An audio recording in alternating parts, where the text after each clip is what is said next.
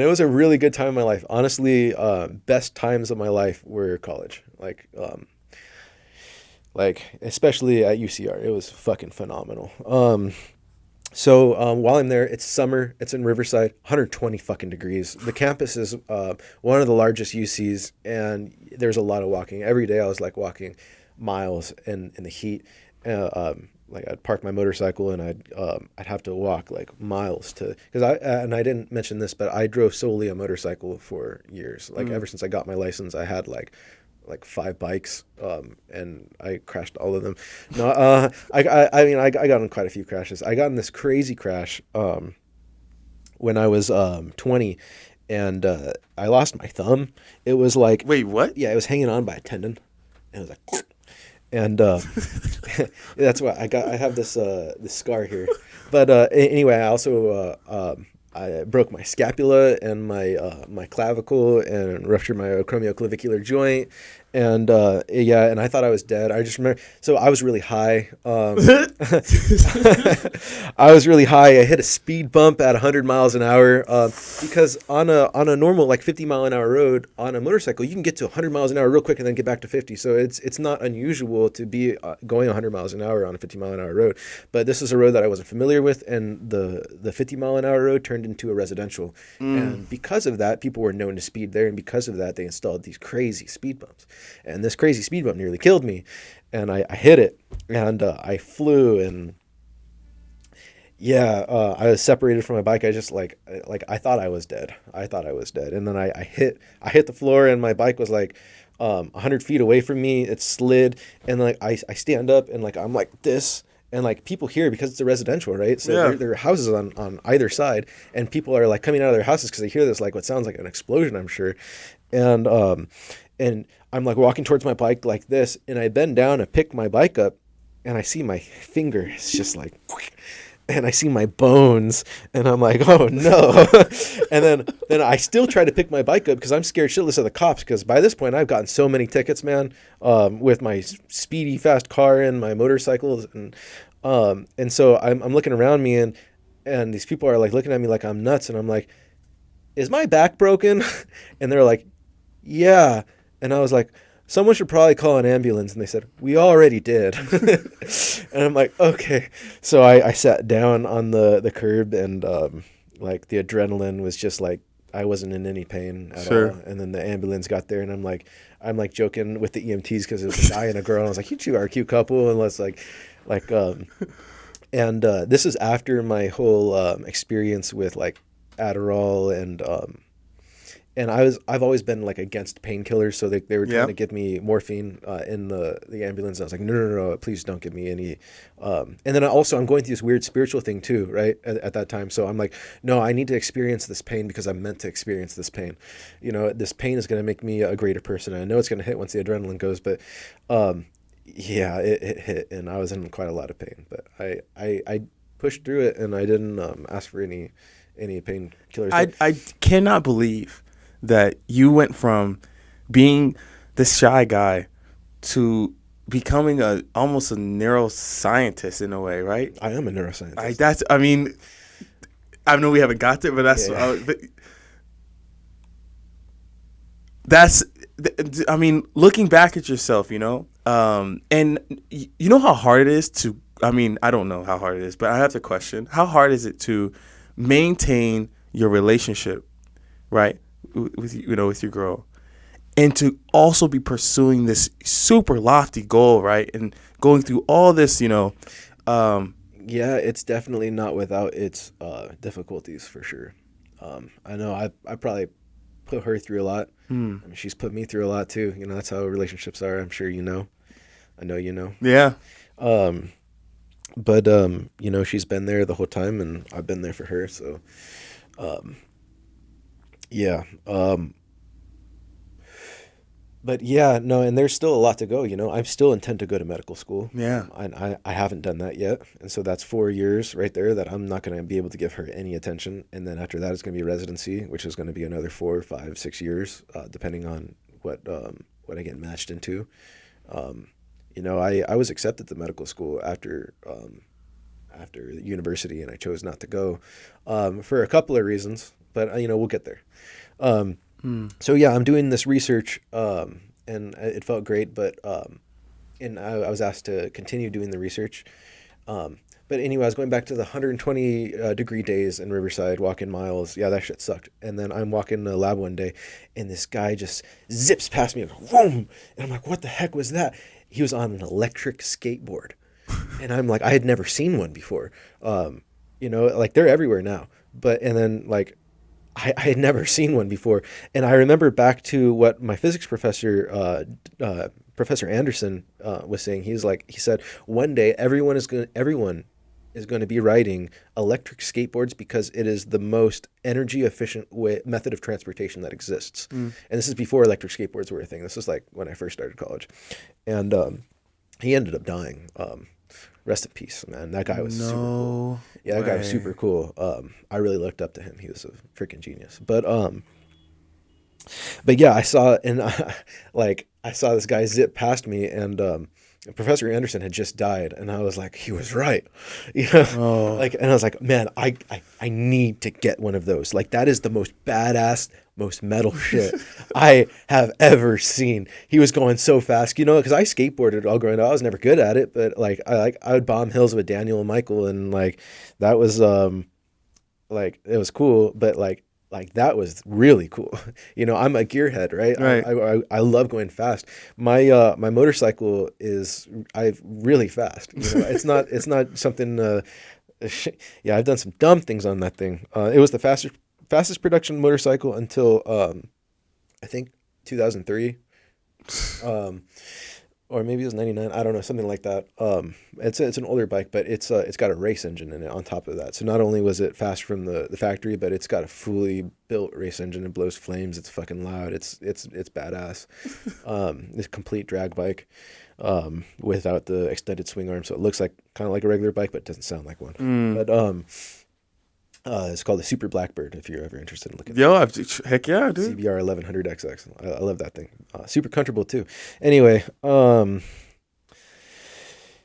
yeah, I saw this electric skateboard. I was like, I gotta get one. So I started looking into them, and I'm like, holy shit, they're $3,000. That's a motorcycle right there, And I was like, well, like, how hard could they be to make? So I went on this deep dive, and that was like the summer before I started at UCR. I'm doing research there. I'm working, but I'm like also doing research on like, how am I going to build this electric skateboard? And of course you're not going to buy it. You got to build it, right? Yeah. That's the beauty of the mind, Yeah. Yeah. So I found this community of people online that were electric skateboard enthusiasts, and they all built their own. They're called DIY electric skateboards, and there are laws that govern how fast and how powerful you can make an electric vehicle without having to get it registered as like a road vehicle. And so the skateboards that they sell, I think they're limited at 3,000 watts. Maybe less, maybe it's 2,000. So I made a 10,000 watt skateboard, which I don't remember. I think it's over 12 horsepower, which is on a skateboard, which is crazy. But I built this skateboard. It's extravagant, fucking crazy. It hits 60 miles an hour. Yeah, on a skateboard. Yeah. 60 miles an hour on a skateboard? Yeah. So going downhill, or are you talking about just going straight? What? Yeah. And that's actually the limit of the speed. That's the top. Yeah. Yeah. So I could do that going uphill. Like it still has more in the tank that's just electronically limited at that speed. Right. And then honestly, at that speed, you start to get speed wobbles, and you're just yeah. So I have a lot of stories about electric skate. That was a big part of my life because I started the electric skateboard club at UCR, the president and founder, and along with a couple of my other people friends that I found, but I was the only one with one that I built. Everyone else like bought these $3,000 skateboards, and I'm just shitting on them with my skateboard that I built for like $300, right? Out of like RC parts, like it yeah. I was pretty cool. Yeah. At least I think I was pretty cool. But it definitely turned heads because it was big and like bright, and it like had wires hanging out of it, and it was like looked crazy. It looked cool though. It looked like somewhat professional, and it definitely looked crazy. But Yeah, everyone knew me as that guy on the electric skateboard. Though there were a lot of guys on electric skateboards in college. Like it was a big thing because transportation, like everyone was either on an electric scooter or electric skateboard or a bicycle or a regular skateboard. But I was the only one with like a DIY at first. So I started this group, right? And then I started building them for other people. Oh, And whoa. then I started selling them. And then I started selling parts. And then I started repairing people's skateboards. And I learned everything there is to know, for the most part, about electric skateboards, all the different brands, all the different models, how to repair each one, how much it cost. And so that was like my side gig at UCR, kind of an obsession. And yeah, so I got that out of the way. Yeah, I love electric skateboards. No, that's dope. Yeah, I built my own batteries because if you were to buy a 10,000 watt battery with a really large capacity made of 18650s that can like consistently supply that amperage for a long period of time that it takes like, to ride a skateboard, they're expensive. They're really expensive. They're like $2,000 for Whoa. just the battery. Mind you, these skateboards are $3,000. They're using tiny batteries. Mine had a big macho battery, and I had to learn how to build a battery using other batteries. So my battery on my skateboard has, I think, 160 other batteries that 160 18650s, like the vape batteries. You wire them all together, you solder them all together, and then you put a battery management system on it, and you attach it to an electronic speed controller and then motors, and you got an electric skateboard more or less. What is one of the things I wanted to ask you is what's keeping you so driven during this time? You said school was one of the best times for you where you kind of felt like you really, obviously you found yourself, but there's like this sense of how do I say, this new rush of of excitement, I guess, for life, in a way. I'm not sure if that makes any sense. I throughout my entire time at okay, so at first, like, it was the transhumanist thing, right? I was like, man, I'm super motivated. And then I got to school and I'm like, wow, I'm doing really good at this. I took a Japanese class and like I loved that class and I got an A in it. And I'm like, I'm going to go to Japan one day. I'm going to be a doctor in Japan. Like that was my thing. I'm going to be a doctor in Japan and live my anime life, Right. And yeah, I'm a total weeb, bro. Dude, clearly we both are, right? Yeah, we can talk about that later. We don't need to on the podcast. But yeah, so anyway, I loved school. It was really fun. I got to meet like-minded individuals. I felt that like I was where I belonged, and I loved it. And then I always like looked at transferring to a UC as not an end goal, but like a big goal of mine. And so because Daniel Lynch, he went to Cal Poly and he lived on campus, and that was the coolest thing ever. I thought he was the coolest person in the entire world because he was living on campus at this university by himself. He got out of his parents' place, It's right. Like, that's kind of like your goal for a really long time as one of your first goals is like in life. Yeah, sure. You want your own place, right? And he did that, but he was living at school and he's like living the life. Like that was so cool to me. And I'm here at my at Mount Sac, which is right down the street from Cal Poly Pomona. And I was like, yeah, one day I'm going to live on campus and I want to experience like this college life and I want these friends. So another thing, like, and something that I think really needs to be brought to the attention of everyone in the world, is that there's this like separation. So, okay, before I went to college, I never met any PhD in my life. I never met anyone who graduated from college that I know of, except for my teachers. Literally, like, I just thought that they were just outliers, right? But when I got to college, I started meeting all these people, and they're all like-minded individuals who are trying to graduate from college. They're all into science, and they're like there's this whole like society of people who graduated college. There's it's called the private sector, right? Yeah, right. like all these people, they work in their laboratory jobs, they work in their biotech jobs, they work they're all living somewhere, generally nice, but like you can't get these jobs everywhere. Like I just and I'll get into that a little later too. but they're concentrated in areas. Like there's a biotech hub in San Diego. There's a biotech hub in Northern California. Northern California in general is a pretty big biotech hub. There's a biotech hub in like New England area. And then other than that, like Central America, like most places in SoCal, like there's no jobs to be had in biotech. And but yeah, I never had anyone tell me how to go to college or how to do this or what it means to get a degree or any of that. Like it's really something that's passed down in families. And I'm a first generation college student, and no one that I knew, well, I met a couple other first generation college students. Sure. For the most part, none of them were. Like their parents had gone to college. Their brothers and sisters had gone to college. Their family, their long line of college graduates. And like, I don't know. College was a big thing for me. It was the best part of my life and a big part of my life. And I'm really glad that I did that. And, yeah, I don't know, because growing up, I never thought I was going to do that. And I think that everyone should have the opportunity and everyone does have the opportunity to go to college. Sure. Everyone does. There's like so many programs out there that'll let you get to college. And I think that people aren't aware of them. They're not interested. I mean, I get that too, because like for a long time, I didn't think I was going to go to college. And like some people, I just didn't find my path fast enough. But it's something I try to tell my sister. You know, I wanted her to, you know, she got great grades, and I wanted to be that mentor for her that showed her, like, you know, like you should go to college because you're cut out for it. And yeah, but you know, whatever. Nice. So you're working on electric skateboards. Is that when you graduate college? I'm deviating a lot. Yeah, so I get my skateboard all built and finished and stuff, and I'm working in this lab. It's a genetics lab, the RNA lab, and I'm like, you know what? I'm like my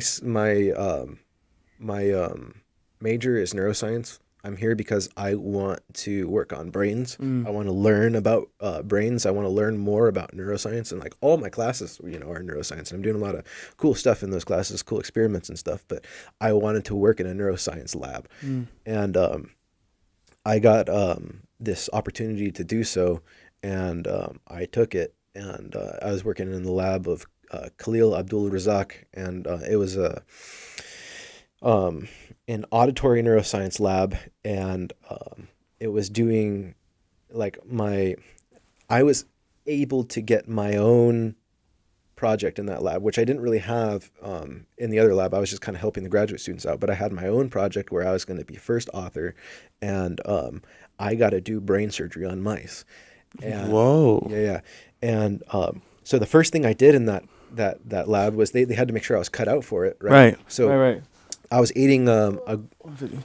I was aiding a graduate student in their experiment, and what they were doing was basically they gave these mice a Fragile X chromosome, right? They have a mutated chromosome that gives them Fragile X, right?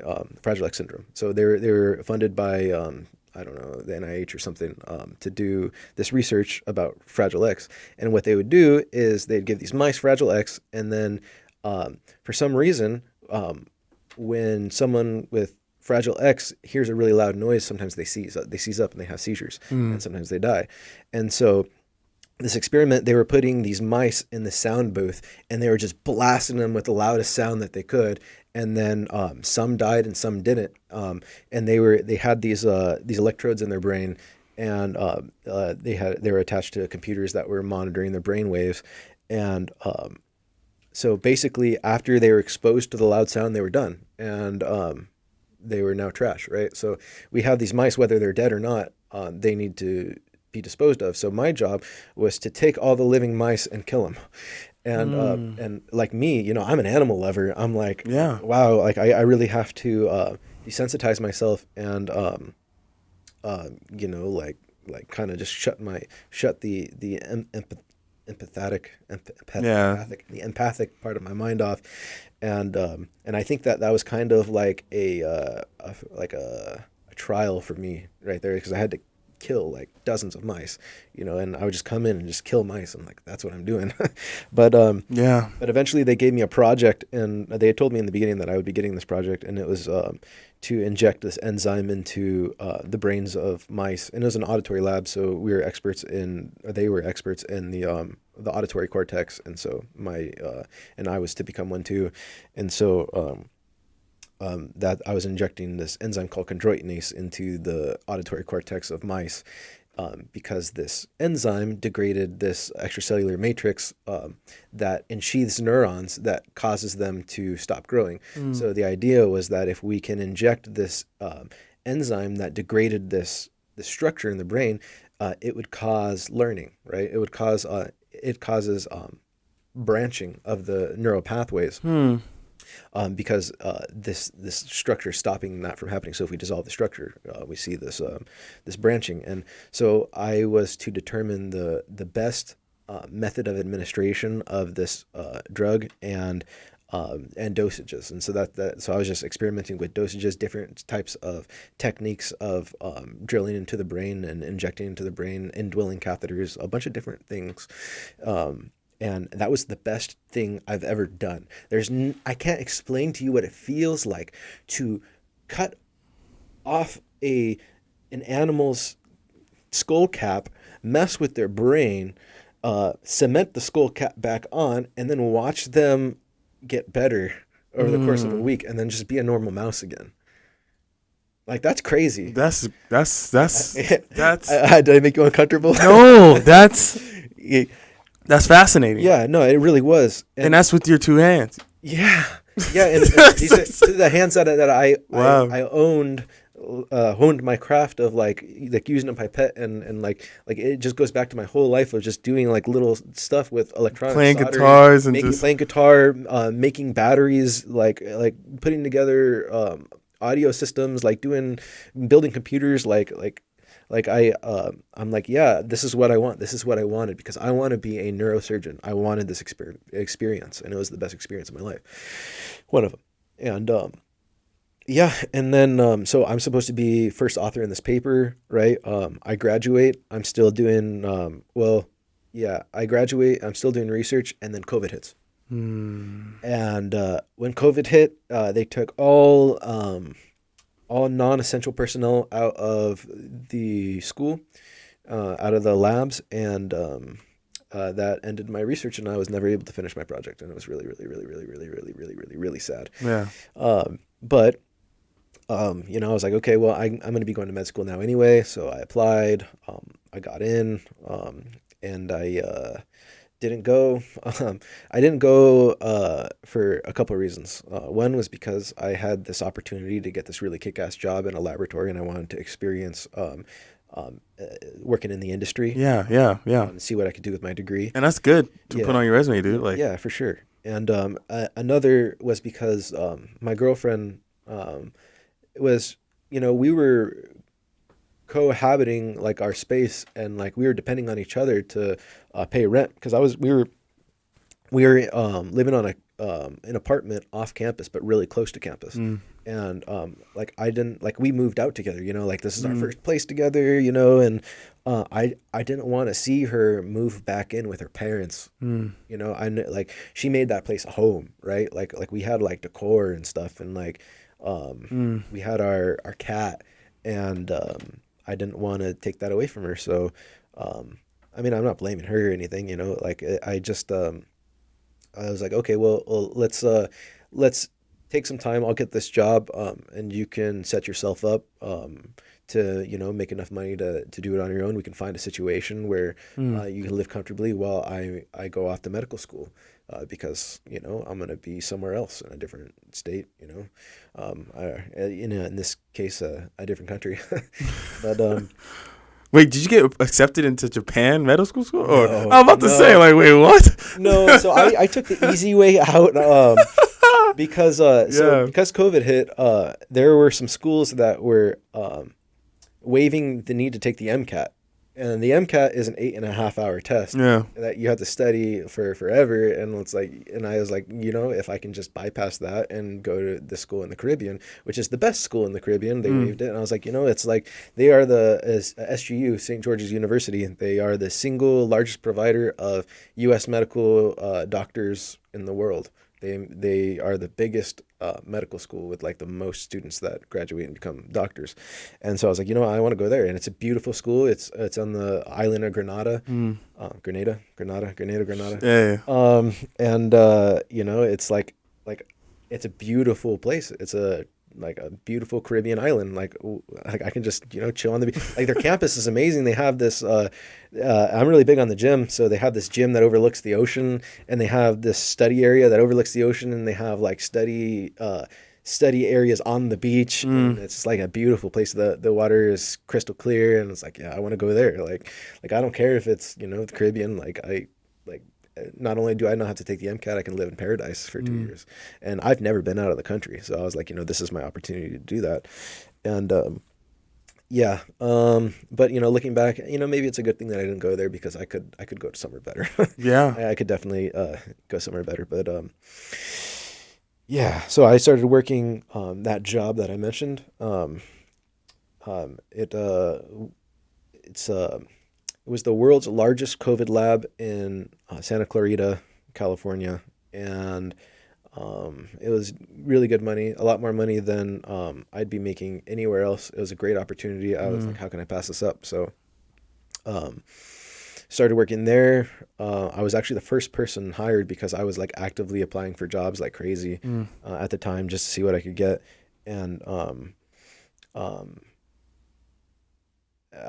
because I was the first person hired there, like I helped set up the lab. So I was like bringing in machines, and like they found out I could use the forklift. So I was like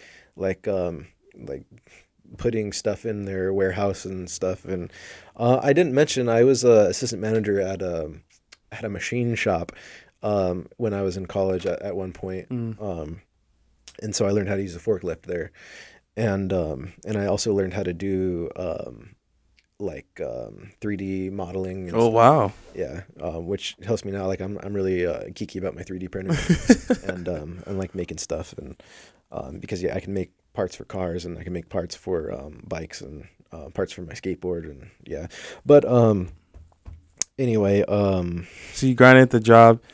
I think I know a little bit about this part as well. Yeah. So I worked there for 2 years. And because like I said, like I was the first person hired, like I learned a lot, and so I taught everyone their stuff, and so they promoted me to shift lead, because they couldn't promote me to full supervisor. And but slowly things started to change there. They got rid of, and I can't say too much. Sure, no, you don't need to. I think the point is that like NDAs and stuff. No, I'm what I'm curious is that what is kind of the future hold? It seems like there's like a one thing about you, Randy, was I never knew is even though you always you find an opportunity, right, and you try to make the best of the opportunity that you have. And every time I've seen you go this journey of life, right, you start off in reading, and then like you really dive into it. Doing music, you really dive into it. Your relationships, you really dive into it. When you get the chance to go to school, you really dive into it. Your band, you really dive into it. Like these relationships that you build, you really dive into it. You put your 100% in, to your detriment or to your benefit. The goals is that like that's life, right? Yeah.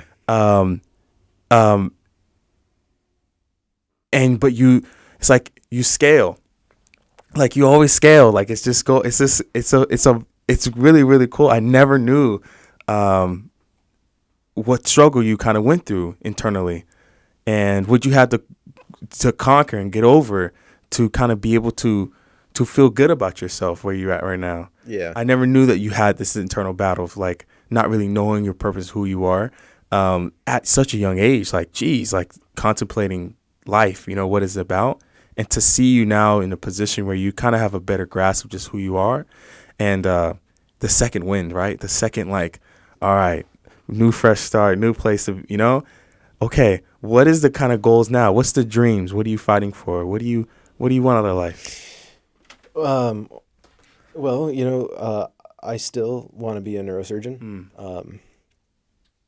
Uh, but I think it started out like I wanted to be accepted by others, and then after I got that acceptance, it's like, who are they accepting, right? And then I got that whole like who am I? Like I want to accept myself. I want to be somebody who I can be proud of. Right. And somehow I settled on, over all of my experiences and stuff, I settled on becoming a neurosurgeon.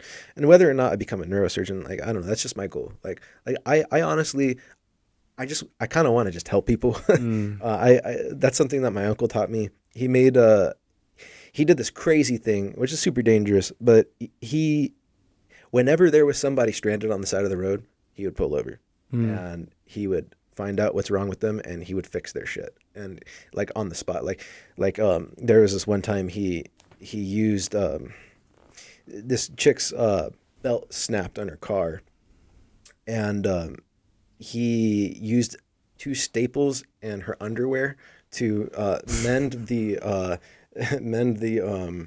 belt just enough so that she could get her car home. But he was always giving people rides, just doing all this crazy stuff. But I think that he did all of that for my benefit, because he always made a point to do it when I was with him. Like he's got this kid in the car with him who's like kind of his like mentor. He was trying to instill into me the want to help people, and like that's what I do. Like I know how to do a lot of things. Like I'm a multi-talented person. I'm a jack of all trades, absolute master of none. I have not mastered anything in my life, but I know I can do a lot of shit. Like I know a lot about a lot, and I always find a way to help people, and it's always getting in my way though. Like I can't help myself. Like if someone needs help, like I gotta help them, and so I know that's my calling in life, is to use my talents to help people, and I want to help people in a really deep way, and I think health is really something that I can help people with, and what you said this in your about going over things. You mentioned that anytime you want to change, you change yourself first, right? Yeah. And it's really it's really one of the guests I had, his name was Amari, says your calling is to do things that you hate, right? So what do you hate? Okay, then fix that. And it seems like you don't like seeing people struggle like you struggled. Where you mentioned when you were young that you saw people who were shy and being picked on, and you decided, hey, now I wasn't gonna do that, right? Yeah. You see people and like kind of in the same kind of natural, like not the brain's just, you're not having fully figured out, your body don't have fully figured out. Like I can help you figure that out. Let me help you solve a problem. And it's really cool. And yeah, I'm grateful to have met you, and I'm grateful to have known you. And I'm grateful for the fact that you were able to share so much about yourself. And I think you have so many things about your life and what you mentioned, and just the people that have mentored you and who have poured into you that you do not take for granted. And it's crazy because a lot of people do, and you really just try to show the appreciation of everyone, But there's also this obviously the strong person like in you that is like, you just want to be the best version of you. You're just trying to be the best version of you in any way, shape, or form. And not because you want to have this like ego, look at me, I'm the best, but more of just like you just want to be happy with yourself, and know that like if it ever goes black, if you can help not, make it, you don't want it to go black, but if you can help it, you want to know that at least you did something right for the people around you. You made a good influence on the people around you, and I think that's really noble. And tell me if I'm wrong about any of this, because this is just kind of what I'm getting from this. Yeah, totally. I mean, it sounds better when you say it, my friend. Thank you. You're making me blush. No, dude. I think I'm. Nah, man. I never knew, and so I'm very thankful that you shared it. With us. Is there anything else about your kind of life that you would like to touch upon, or anyone that I know it's so hard to try and like talk about so many years of life in just a certain amount of time, but yeah, I don't want to drone on and on. I mean, there's I could talk about man, I could talk about my love life for hours. Sure, yeah. Talk about any of the things that we talked about for hours and hours. So we might have to do this again then.